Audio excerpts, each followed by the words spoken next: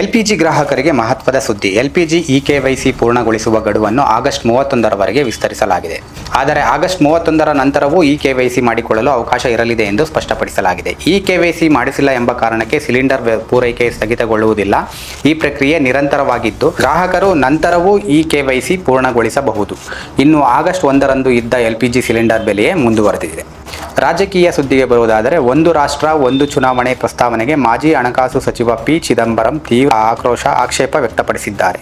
ಜಂಟಿ ಸಂಸದೀಯ ಸಮಿತಿಯ ಮುಂದೆ ಮಾತನಾಡಿದ ಅವರು, ಈ ಪ್ರಸ್ತಾವನೆ ಅಸಂವಿಧಾನಿಕ ಮತ್ತು ಅಭಾಗಲಬ್ಧ ಎಂದು ಕರೆದಿದ್ದಾರೆ. ಇದು ಸಂವಿಧಾನದ ಮೂಲ ರಚನೆಗೆ ಧಕ್ಕೆ ತರಬಹುದು ಎಂದು ವಾದಿಸಿದ್ದಾರೆ. ಶಾಸನ ಸಭೆಗಳ ಅಧಿಕಾರಾವಧಿ, ಪ್ರಜಾಪ್ರಭುತ್ವದ ಚುನಾವಣಾ ಪ್ರಕ್ರಿಯೆ ಹಾಗೂ ಮಸೂದೆ ಅಂಗೀಕರಿಸಲು ಅಗತ್ಯವಿರುವ ಬಹುಮತದ ಬಗ್ಗೆಯೂ ಅವರು ಪ್ರಶ್ನೆ ಎತ್ತಿದ್ದಾರೆ.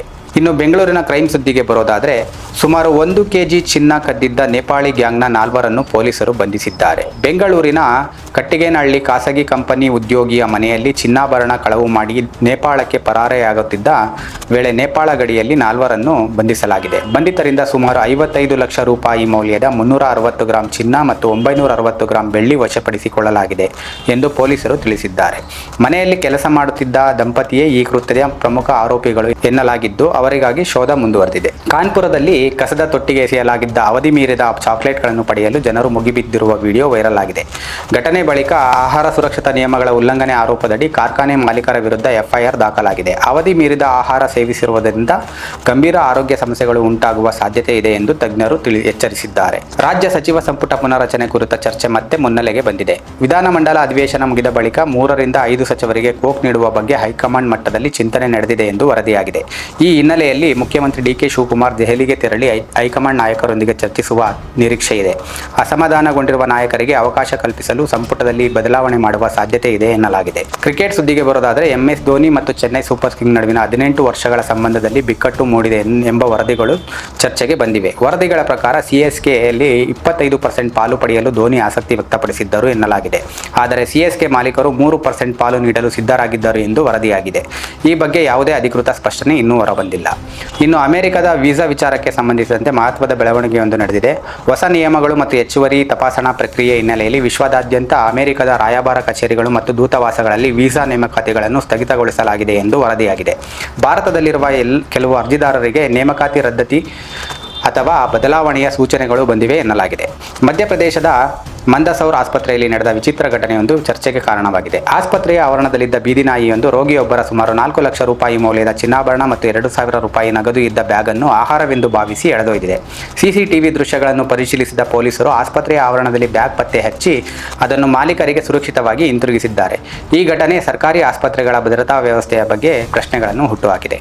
ಚಾಮರಾಜನಗರದಲ್ಲಿ ನಡೆದ ಶಂಕಿತ ಬೇಟೆಗಾರರ ಎನ್ಕೌಂಟರ್ ಪ್ರಕರಣದ ಬೆನ್ನಲ್ಲೇ ಟೈಗರ್ ಆಫ್ ಜಸ್ಟಿಸ್ ಸಂಘಟನೆಯ ಅಧ್ಯಕ್ಷ ಮಾತನಾಡಿದ್ದಾರೆ ಎನ್ನಲಾದ ಆಡಿಯೋ ವೈರಲ್ ಆಗಿದೆ. ಆಡಿಯೋದಲ್ಲಿ ಕನ್ನಡಿಗರ ದಬ್ಬಾಳಿಕೆಯನ್ನು ಇನ್ನು ಮುಂದೆ ಸಹಿಸುವುದಿಲ್ಲ ಎಂಬ ರೀತಿಯ ಹೇಳಿಕೆಗಳಿವೆ ಎನ್ನಲಾಗಿದ್ದು, ತಮಿಳು ಸಮುದಾಯವನ್ನು ಪ್ರಚೋದಿಸುವ ರೀತಿಯ ಮಾತುಗಳು ಕೇಳಿಬರುತ್ತವೆ ಎಂದು ವರದಿಯಾಗಿದೆ. ರಾಜಕೀಯ ಪಕ್ಷಗಳ ಹಿಂದೆ ಹೋಗದೆ ಒಬ್ಬ ತಮಿಳಿಗನಿಗೆ ಹಾನಿಯಾದರೆ ಯಾರಿಗೂ ಮತ ಹಾಕಬಾರದು ಎಂಬ ರೀತಿಯಲ್ಲಿ ಕರೆ ನೀಡಲಾಗಿದೆ ಎನ್ನಲಾಗಿದೆ. ಆದರೆ ಈ ಆಡಿಯೋ ಸತ್ಯಾಸತ್ಯತೆ ಮತ್ತು ಧ್ವನಿ ಯಾರದ್ದು ಎಂಬುದು ಅಧಿಕೃತವಾಗಿ ದೃಢಪಟ್ಟಿದೆಯೇ ಎಂಬುದು ಸ್ಪಷ್ಟವಾಗಿಲ್ಲ. ಕರ್ನಾಟಕದ ಹಲವು ನಗರಗಳಲ್ಲಿ ವಾಯು ಗುಣಮಟ್ಟ ಉತ್ತಮವಾಗಿದೆ. ಮುಂಗಾರು ಮಳೆ ಮತ್ತು ತಂಪಾದ ಗಾಳಿಯ ಪರಿಣಾಮ ಬೆಂಗಳೂರು, ಧಾರವಾಡ, ಮೈಸೂರು ಸೇರಿದಂತೆ ಹಲವು ನಗರಗಳಲ್ಲಿ ಏರ್ ಕ್ವಾಲಿಟಿ ಇಂಡೆಕ್ಸ್ ಉತ್ತಮವಾಗಿದೆ. ಬೆಂಗಳೂರಿನಲ್ಲಿ ಏರ್ ಕ್ವಾಲಿಟಿ ಇಂಡೆಕ್ಸ್ ಸುಮಾರು 35ರಿಂದ 38ರ ಆಸುಪಾಸಿನಲ್ಲಿದ್ದರೆ ಧಾರವಾಡದಲ್ಲಿ 18ರಿಂದ 22ರ ಮಟ್ಟದಲ್ಲಿತ್ತು ಎಂದು ವರದಿಯಾಗಿದೆ. ಮಳೆಯಿಂದಾಗಿ ವಾಯುಮಾಲಿನ್ಯದ ಪ್ರಮಾಣ ಕಡಿಮೆಯಾಗಿದ್ದು ಆರೋಗ್ಯಕರ ವಾತಾವರಣ ನಿರ್ಮಾಣವಾಗಿದೆ. ಸಿನಿಮಾ ಸುದ್ದಿಗೆ ಬರುವುದಾದರೆ, ನಟಿ ರಶ್ಮಿಕಾ ಮಂದಣ್ಣ ಅವರು ರವಿತೇಜ ಅಭಿನಯದ ಇರುಮಡಿ ಚಿತ್ರವನ್ನು ವೀಕ್ಷಿಸಿ ಮೆಚ್ಚುಗೆ ವ್ಯಕ್ತಪಡಿಸಿದ್ದಾರೆ. ಇದು ಸುಂದರ ಚಿತ್ರವಾಗಿದ್ದು ಸಮಾಜದಲ್ಲಿ ಚರ್ಚೆ ಆಗುವ ವಿಷಯವನ್ನು ಧೈರ್ಯವಾಗಿ ಹೇಳಿದೆ ಎಂದು ಅವರು ಸಾಮಾಜಿಕ ಜಾಲತಾಣದಲ್ಲಿ ಬರೆದುಕೊಂಡಿದ್ದಾರೆ. ಈ ಪ್ರಯತ್ನಕ್ಕಾಗಿ ನಟ ರವಿತೇಜ ಸೇರಿದಂತೆ ಇಡೀ ಚಿತ್ರತಂಡಕ್ಕೆ ರಶ್ಮಿಕಾ ಅಭಿನಂದನೆ ಸಲ್ಲಿಸಿದ್ದಾರೆ. ಇನ್ನು ಆರೋಗ್ಯ ಸುದ್ದಿಯೊಂದಿಗೆ, ರಾತ್ರಿಯಲ್ಲಿ ಅತಿಯಾಗಿ ಬೆವರುವುದು ಕೆಲವೊಂದು ಗಂಭೀರ ಆರೋಗ್ಯ ಸಮಸ್ಯೆಗಳ ಸೂಚನೆಯಾಗಿರಬಹುದು. ಕೆಲವು ಸಂದರ್ಭದಲ್ಲಿ ನಿರಂತರವಾಗಿ ರಾತ್ರಿ ಬೆವರುವಿಕೆ ಲಿಂಫೋಮಾ ಸೇರಿದಂತೆ ಕೆಲವು ರಕ್ತದ ಕ್ಯಾನ್ಸರ್ಗಳ ಲಕ್ಷಣವಾಗಿರಬಹುದು. ಆದರೆ ರಾತ್ರಿ ಬೆವರುವಿಕೆ ಇದ್ದರೆ ಕ್ಯಾನ್ಸರ್ ಇದೆ ಎಂದರ್ಥವಲ್ಲ. ಸೋಂಕುಗಳು, ಹಾರ್ಮೋನ್ ಬದಲಾವಣೆಗಳು ಹಾಗೂ ಔಷಧಿಗಳ ಅಡ್ಡ ಪರಿಣಾಮ ಸೇರಿದಂತೆ ಹಲವು ಕಾರಣಗಳಿಂದಾಗಿ ರಾತ್ರಿ ಬೆವರಬಹುದು. ಮಾಜಿ ಕ್ರಿಕೆಟಿಗ ರಾಬಿನ್ ಉತ್ತಪ್ಪ ಮುಖ್ಯಮಂತ್ರಿ ಡಿಕೆ ಶಿವಕುಮಾರ್ ಅವರನ್ನು ಭೇಟಿಯಾಗಿ BDAನಲ್ಲಿ ನಿವೇಶನ ನೀಡುವಂತೆ ಮನವಿ ಮಾಡಿದ್ದಾರೆ ಎಂದು ವರದಿಯಾಗಿದೆ. ಬೆಂಗಳೂರಿನ ಸಂಚಾರ ದಟ್ಟಣೆಯಿಂದ ಬೇಸತ್ತು ತಮ್ಮ ಕುಟುಂಬದೊಂದಿಗೆ ದುಬೈಗೆ ಸ್ಥಳಾಂತರಗೊಂಡಿರುವುದಾಗಿ ಉತ್ತಪ್ಪ ಹಿಂದೆ ಹೇಳಿಕೊಂಡಿದ್ದರು. ಭೇಟಿಯ ಕುರಿತು CM ರಾಜಕೀಯ ಕಾರ್ಯದರ್ಶಿ ಪೊನ್ನಣ್ಣ ತಮ್ಮ X ಖಾತೆಯಲ್ಲಿ ಮಾಹಿತಿ ಹಂಚಿಕೊಂಡಿದ್ದಾರೆ ಎಂದು ವರದಿಯಾಗಿದೆ.